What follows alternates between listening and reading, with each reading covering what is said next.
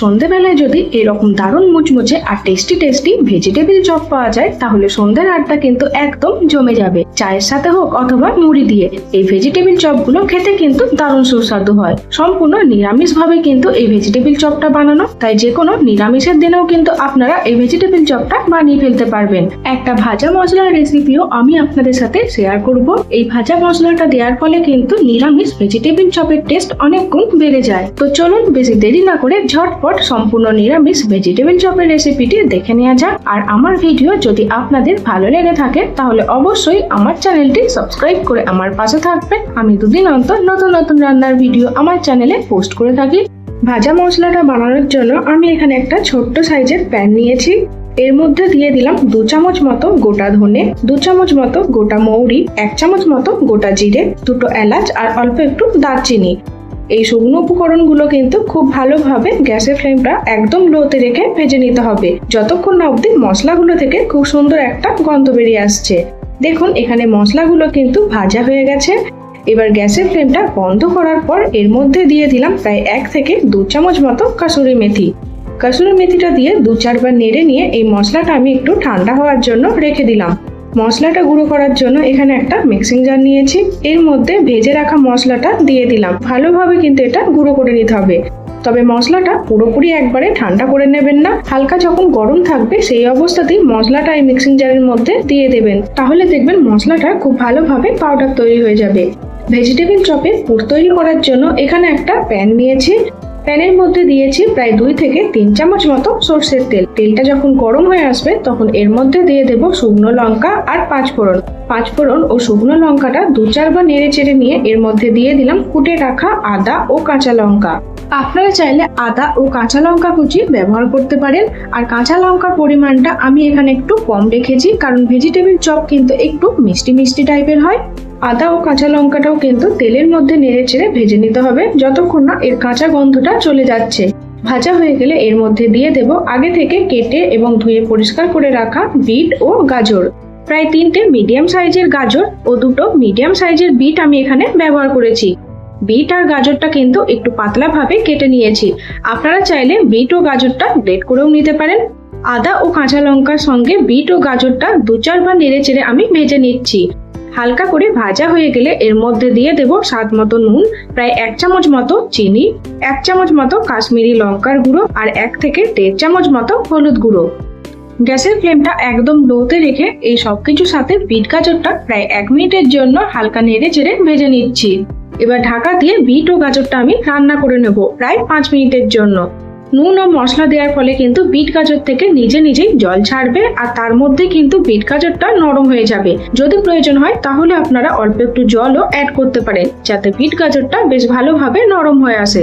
প্রায় 5 মিনিট পর ঢাকাটা আমি খুলে দিলাম। দেখুন বিট গাজরগুলো কিন্তু খুব ভালোভাবেই ভাজা হয়ে গেছে আর বেশ অনেকটাই নরম হয়ে এসেছে। এবার এর মধ্যে দিয়ে দেব বেশ কিছুটা পরিমাণে আগে থেকে সেদ্ধ করে মেখে রাখা আলু। এখানে প্রায় 3টে মিডিয়াম সাইজের আলু সেদ্ধ আমি ব্যবহার করেছি। আর আগে থেকে যে ভাজা মশলাটা আমরা তৈরি করে রেখেছিলাম সেটা আমি 1/2 চামচ মতো এখানে দিয়ে দিচ্ছি, আর দিলাম অল্প একটু কাসুরি মেথি। বিট ও গাজরের সাথে এই আলু সেদ্ধটা দিয়ে কিন্তু খুব ভালোভাবে নেড়ে চেড়ে মিশিয়ে ভেজিটেবিল চপের পুরটা তৈরি করে নিতে হবে। প্রায় 5 মিনিটের জন্য নেড়ে চেড়ে আমি এটা রান্না করে নিয়েছি। আর এই সমস্ত রান্নাটা করার সময় কিন্তু অবশ্যই গ্যাসের ফ্লেমটা লোতে রাখবেন, না হলে কিন্তু পুরটা নিচে থেকে লেগে যেতে পারে। সবার শেষে এর উপর থেকে দিয়ে দিলাম 1/2 চামচ মতো আমচুর পাউডার। আমচুর পাউডারটাও কিন্তু এর সাথে আমি নেড়ে চেড়ে মিশিয়ে নিচ্ছি। এটা দেওয়া কিন্তু পুরোপুরি অপশনাল, আপনাদের কাছে থাকলে আপনারা দিতেও পারেন, দিলে কিন্তু খেতে বেশ ভালোই লাগে। দেখুন ভেজিটেবিল চপ বানানোর জন্য কিন্তু চপের পুর আমাদের একদম রেডি হয়ে গেছে। এবার একটা বাটির মধ্যে এই চপের পুরটা আমি ঢেলে নিচ্ছি, আর পুরটা একটু ঠান্ডা হওয়ার জন্য রেখে দেব, কারণ এই সময় কিন্তু পুরটা খুবই গরম আর হাতে করে কিন্তু পাকানো যাবে না। যতক্ষণে চপের পুরটা একটু ঠান্ডা হচ্ছে ততক্ষণে একটা বেসনের ব্যাটার তৈরি করে নেব। তার জন্য একটা বোলের মধ্যে দিলাম প্রায় 1 কাপ মতো বেসন। বেসনটা কিন্তু অবশ্যই আগে থেকে একটু চেলে নেবেন। এর মধ্যে দিলাম স্বাদ মতো নুন আর অল্প একটু লঙ্কার গুঁড়ো। অল্প অল্প করে জল দিয়ে গুলে এই বেসনটার একটা পাতলা ব্যাটার তৈরি করে নিতে হবে। একবারই আমি জল দিয়ে দিইনি, অল্প অল্প করে জল দিচ্ছি, যাতে খুব বেশি পাতলা না হয়ে যায়।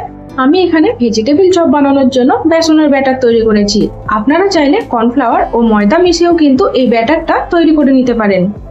দেখুন, চপ বানানোর জন্য বেসনের ব্যাটার কিন্তু এখানে রেডি হয়ে গেছে। আর দেখে বুঝতেই পারছেন যে বেসনের ব্যাটারটা ঠিক কতটা পাতলা রাখতে হবে। দেখুন, এখানে পুরটাও কিন্তু হালকা ঠান্ডা হয়ে এসেছে। এবার হাতের মধ্যে সামান্য পরিমাণে তেল বা ঘি গুলিয়ে নিতে হবে। তারপর এই পুর থেকে অল্প একটু অংশ নিয়ে এইভাবে হাতের সাহায্যে একটু লম্বা আর চ্যাপ্টা করে নিচ্ছি। আপনারা কিন্তু নিজেদের পছন্দ মতো এই ভেজিটেবিল চপগুলো শেপ দিয়ে নিতে পারেন, গোল বা লম্বা। আমি একটু লম্বা ধরনেরই শেপ দিয়েছি। একটা ভেজিটেবিল চপ আমাদের এখানে তৈরি হয়ে গেল। আবারও ওই একই ভাবে আরো একটা ভেজিটেবিল চপ আমি শেপ দিয়ে নিচ্ছি। এক এক করে সব ভেজিটেবিল চপগুলো আমি শেপ দিয়ে নেব। এই ভেজিটেবিল চপগুলো বানানো কিন্তু খুবই সহজ আর খেতেও কিন্তু দারুণ মুচমুচে আর টেস্টি হয়। দেখুন, এখানে প্রায় 8টা মতো ভেজিটেবিল চপ আমি তৈরি করে নিয়েছি। বাকিটা আমি পরের জন্য রেখে দেব। আগে থেকে তৈরি করে রাখা বেসনের ব্যাটারটা আমি এখানে নিয়ে নিয়েছি। এবার একটা করে ভেজিটেবিল চপ প্রথমে বেসনের ব্যাটারের মধ্যে ডুবিয়ে তারপর এই ব্রেড ক্রাম্বসের মধ্যে খুব ভালোভাবে কোট করে নিতে হবে। আপনাদের কাছে যদি ব্রেড ক্রাম্বস না থাকে তাহলে আপনারা যে কোনো বিস্কুটের গুঁড়ো বা টোস্ট অথবা নেড়ো গুঁড়ো ব্যবহার করতে পারেন। এইভাবে হাতের সাহায্যে একটু চেপে চেপে ব্রেড ক্রাম্বস দিয়ে কিন্তু চপগুলো খুব ভালোভাবে কোট করে নিতে হবে। যত ভালোভাবে কোট করা যাবে চপগুলো কিন্তু ততই খেতে মুচমুচে হবে। দেখুন, একটা ভেজিটেবিল চপ এখানে কত সুন্দরভাবে তৈরি হয়ে গেল। এইভাবেই কিন্তু একে একে আমি বাকি সব ভেজিটেবিল চপগুলো তৈরি করে নেব। আমি এখানে ভেজিটেবিল চপগুলো বানানোর জন্য একবার কোটিং করেছি। আপনারা যদি বেশ অনেকক্ষণ টাইমের জন্য মুচমুচে রাখতে চান তাহলে এখানে আপনারা ডাবল কোটিং করতে পারেন। ডাবল কোটিং করার ফলে কিন্তু চপগুলো বেশ অনেকক্ষণ অবধি মুচমুচে থাকে, সহজে একদমই নরম হয়ে যায় না। চপগুলো ভাজার জন্য একটা কড়াইয়ের মধ্যে বেশ কিছুটা পরিমাণে আমি সাদা তেল নিয়েছি। তেলটা যখন গরম হয়ে আসবে তখন এক এক করে চপগুলো আমি তেলের মধ্যে দিয়ে দেব। আর গ্যাসের ফ্লেমটা মিডিয়ামে রেখে বেশ উল্টে পাল্টে লাল লাল করে চপগুলো ভেজে নিতে হবে। ভেজিটেবিল চপ খাওয়ার ইচ্ছা হলে এখনো যদি আপনারা সেই দোকান থেকে কিনে নিয়ে আসেন তাহলে সেটা বন্ধ করে দিন, কারণ বাড়িতে বানানো এই ভেজিটেবিল চপগুলো কিন্তু দোকানের থেকে খেতে অনেক গুণ টেস্টি হয়। দেখুন, এই ভেজিটেবিল চপগুলো কত সুন্দরভাবে তৈরি হয়ে গেল। আবারও ওই একই তেলের মধ্যে বাকি ভেজিটেবিল চপগুলো আমি দিয়ে দিলাম ভেজে নেওয়ার জন্য। নিরামিষের দিনে যে সবসময় বোরিং খাবার খেতে হবে তার কোনো মানে নেই। এই ভেজিটেবিল চপগুলো কিন্তু সম্পূর্ণ নিরামিষভাবে বানানো, তাই যে কোনো নিরামিষের দিনেও কিন্তু আপনারা এই চপগুলো বাড়িতে খুব অনায়াসে বানিয়ে ফেলতে পারবেন। এইভাবেই আমি বাকি সব ভেজিটেবিল চপগুলো বেশ উল্টে পাল্টে লাল লাল করে ভেজে নেব। এইভাবে আপনারা অবশ্যই একবার ভেজিটেবিল চপটা বানিয়ে দেখবেন। খেতে যেমন টেস্টি হয় তেমনই কিন্তু বেশ অনেকক্ষণ অবধি মুচমুচে থাকে। গরম গরম এই ভেজিটেবিল চপগুলো আমি কাসুন্দির সাথে পরিবেশন করে নিই। আপনারা ভেজিটেবিল চপগুলো কাসুন্দি বা সসের সাথে অথবা মুড়ি দিয়েও কিন্তু খেতে পারেন। সন্ধ্যাবেলা ছোটখাটো খিদের জন্য কিন্তু এই ভেজিটেবিল চপগুলো একটা দারুণ অপশন। এই ভেজিটেবিল চপগুলো একবার খেলে বুঝতে পারবেন যে দোকানের থেকে খেতে কতটা টেস্টি হয়। আর বাড়িতে বানানো ভেজিটেবিল চপ কিন্তু আপনারা 2 থেকে 3টে অনায়াসে খেয়ে ফেলতে পারবেন।